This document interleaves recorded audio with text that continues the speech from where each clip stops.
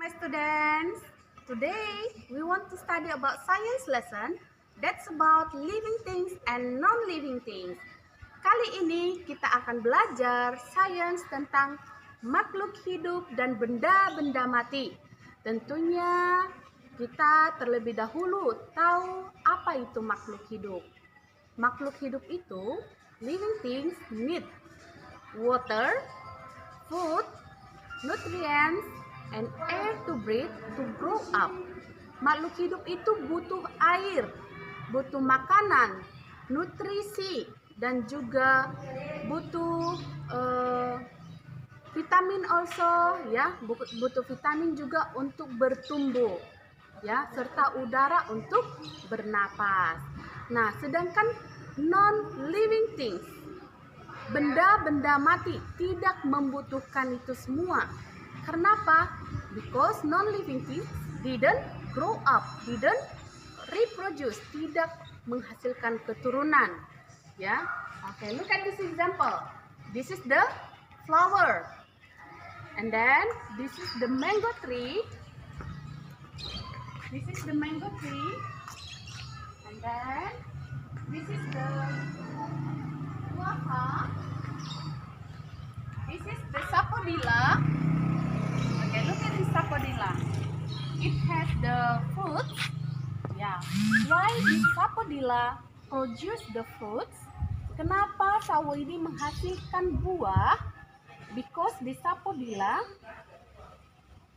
need water, need nutrients, need air to produce the fruit. Ya.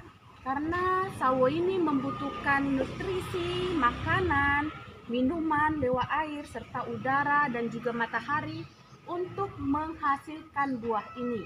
Nah, Miss, how about the human being? Bagaimana dengan manusia? The human being also reproduce, ya, berkembang biak. Supaya apa?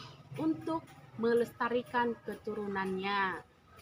Apa sih melestarikan keturunan, Miss? Contohnya nih, Miss Bintang. Miss Bintang itu punya baby, punya anak, supaya ada keturunannya. Itu maksudnya melestarikan keturunannya, nak. Okay, look at this guava.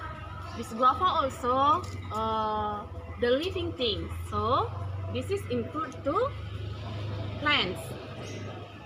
Pohon jambu ini juga, pohon sawo ini juga, pohon mangga juga termasuk jenis-jenis tumbuhan. Jadi setiap tumbuhan itu termasuk living thing. Oke, anak-anak Miss, berarti udah tahu ya apa saja itu living things. Berarti human being, manusia, plants, tumbuh-tumbuhan, and animals, dan juga hewan, termasuk makhluk hidup. How about non-living things? We can see around us the stone. Look at this stone. This stone is non-living thing. Batu ini termasuk benda mati. Karena apa? Dia tidak bisa bertambah besar. Batu ini tidak memerlukan makanan, tidak membutuhkan minuman, tidak membutuhkan udara untuk bertumbuh. Namanya juga benda mati. Okay, the other example is the bricks. Ayunan ini termasuk juga benda mati or non-living thing. This is the slide, swing, seesaw, and the building, and the lamp. These are the example of non-living things. So, my students, we already know which one is the living things and which one is non-living things. And the characteristic of living things, we also already know. The characteristic of living things need water, need food, need nutrients, need air to breathe, need shelter to grow up, okay? And non-living things didn't need it because they didn't grow, didn't reproduce. Okay, if you already know about non-living things and living things, you can see around you, and your turn is Please you write 5 living things and 5 non-living things in your science notebook.